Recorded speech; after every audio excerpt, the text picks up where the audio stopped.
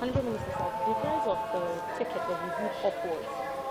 Why? Why was it reviewed I'm upwards? tired of explaining this How could now. you have I'm tired. I've explained it last night. I was in Tuesday Live. I explained before then. Maybe I think the next after now, if anybody asks that question again, I will not be happy. I've said to you that we need to run the rails. You need money to run the rails. There is no budget provision for running costs because our plan is that you will run from the returns you get from the rails. Okay. Now, if you are going to reduce, like today, they say they carry 20 passengers in a coach of 56. It means that you're losing money from about 25 passengers. Right? So, if we were making 120 million naira before, and now we're making less than 60, running cost is between 90 and 100 million. There are two things to do. Either we increase the fare, the transport fare, or we ask government to subsidize. And we give government that opportunity. There's just no money with government to go ahead and subsidize that. Because we told government, at the beginning we subsidized. We're running at 56 million naira in a month, and we're getting only 16 million. So we are subsidizing at 40 million. Now, if we want to go back to that regime, the implication is that government must be prepared to release that money on a monthly basis to run. Government doesn't have the money. Who will bear the cost? Not Nigerian Railway Corporation, because they too don't have the money. They're part of the government. So the passengers will have to bear the cost. Okay, so far, what's your assessment? Are people really complying? And what do you think needs to be improved on? Well, you can't say for today. You have to wait for tomorrow. There'll be pressure tomorrow for those who want to go to Kaduna for Salah and those who are returning from Kaduna. There'll certainly be that pressure. Let's see what the pressure looks like. So far, people are complying with the face mask. I hear they're also complying with the sanitizer. Like I said, government will provide sanitizer, government will provide face mask. We don't have the money to provide those things. Nobody will be irresponsible. That's one thing we must do. The police must be told that anybody whose face mask comes down, there's this new style. That's what I tell people, this is called a face mask. It's not called a mouth mask. You see some Nigerians, they do this. The disease can go in from here or come out from here. So you must cover everywhere. Right? People who, like what you did, this is not face mask, this is face shield. As you take in air, this disease is airborne. They say it's airborne. It's not only droplets. Okay, so you are going to breathe in the air. As you breathe in the air and breathe out, you're either infecting yourself or infecting others. And we don't want that to happen in the train. So, lastly, is it possible that if everything returns to normal and the country is free from the pandemic, the price will reduce down? I'm not a prophet. Because nobody even knows when it will.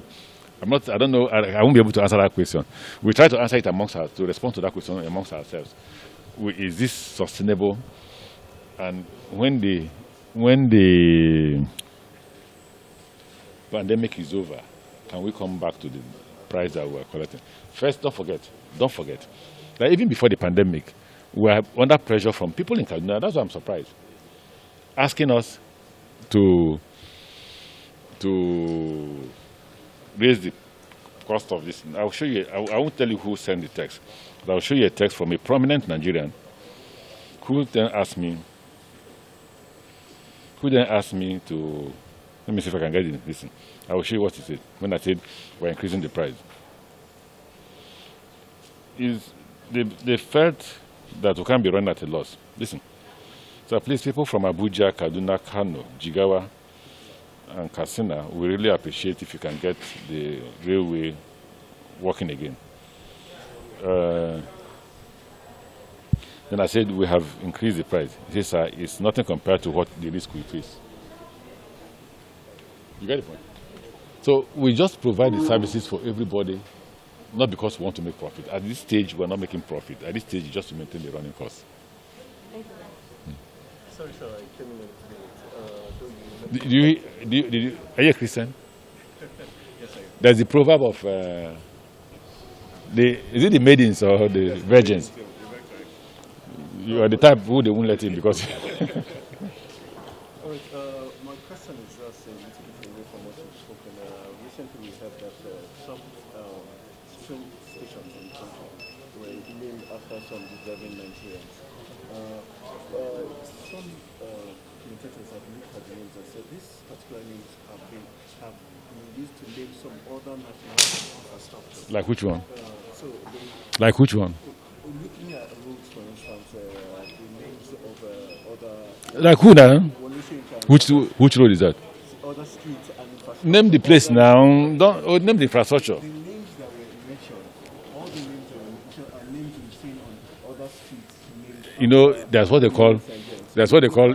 No. I won't answer you because that's what they call investigative journalism. If you don't provide me with the facts, I won't be able to respond.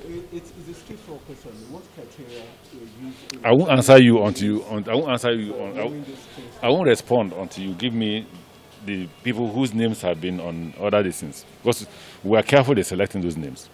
So the question is, The question to ask you is, I know. Let me help you. You will say Rwani. You say Rwani must have. He has a name. He has a street in Lagos. Have you looked at the achievements?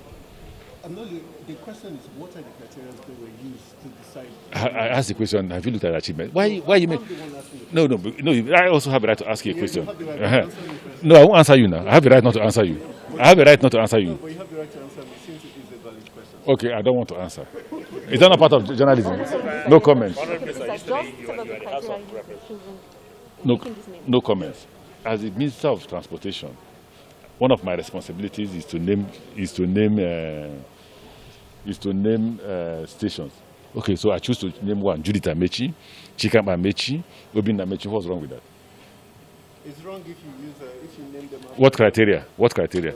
Is my name there? No, but you said, Is my name there? I said Chibike. I said Judith Amechi.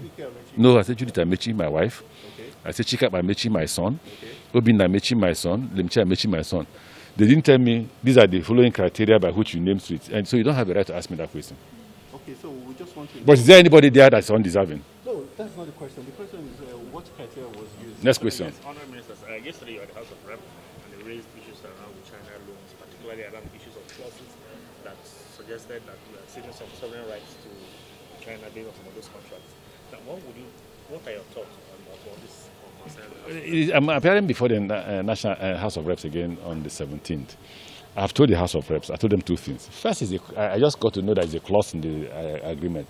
It's simple.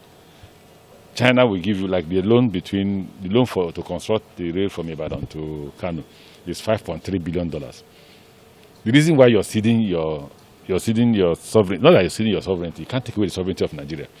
The implication is that if at the end of the day you don't pay us back our money, whatever we need to take from you, we will take without you telling me about sovereignty. But most times what the Chinese do is that they go after the same asset that they have constructed to be able to recover their money. So what's wrong with that? You're asking for $5.3 billion. That's how many trillions? Nearly 8 trillion naira. And they say, just waive that sovereignty. Don't tell me if I want to get back this asset. You say, no, I'm a government in Nigeria. You can't take it. So how do I recover my money? Now, for me, the National Assembly, in their wisdom, don't forget they're wise men, going by the Constitution. In their wisdom, if they think that is wrong, then they should tell us how to get the money to be able to build this infrastructure. But if this infrastructure had been built before we came, we're not madmen. We won't build them again. We'll go to something else. If you ask me what infrastructure you want to build, schools, because I want to have an educated class. But unfortunately, you can't also do that without growing the economy. And one of the infrastructure that grow and propel an economy in a country is transportation. That's one.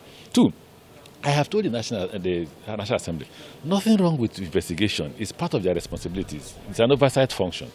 But for now, you jeopardize the ability of government to raise money if you continue to ask those questions that we think that will make China say, what's going on here?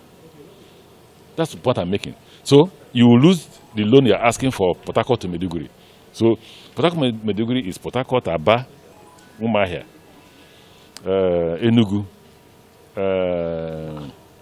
Makurdi, Lafia, Jos, Bauchi, Gombe, Damaturu, then Maiduguri.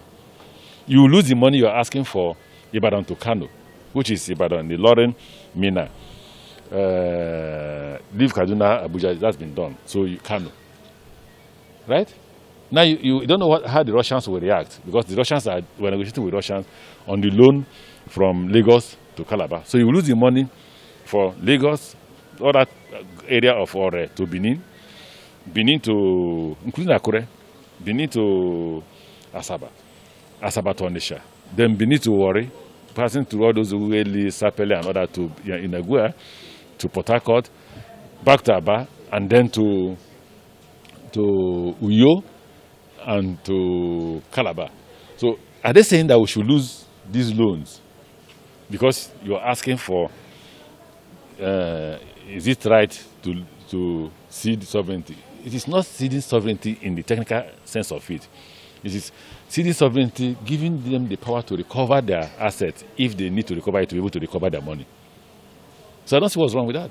Okay, so let's ask, what's the mapped out plan for repayment of these loans? I hope you're seeing me well. I'm not the Minister for Finance. Well, sometimes you speak about a certain account that will be open. It's been opened. Yesterday, the Minister for Finance sent me the account details for NRC to pay in. Because if we're making 120 million naira in a month and we're running for 90 or 100 million, let's be paying, no matter how small, 20 million, 30 million, like that, into the account. By the time you know it, you will raise $1 million. You send back to Finance to go and pay as our contribution. The idea is open an escrow account where once we remove the running costs, the rest is it profit, which can be used to settle the debt. Thank you very much. Finally, sir, sorry, just a last question. We know that, Which medium do you represent? Liberty Television. All right. The owner, by the way, is my friend. For the airport aviation industry, one key issue they've had is the elites not, adhering to the protocols. What are you putting in place to ensure that this does not reoccur in this sector? One of the lessons my parents taught me, not just my father, is never insult yourself. And I'll give you how that is true.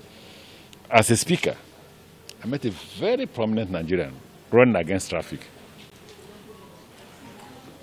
Very prominent Nigerian, quite close to the former governor of Rivers State, Dr. Peter Dili. And I stopped him. Oh, I'm coming from Dr. Peter Dili. I said, don't give a damn.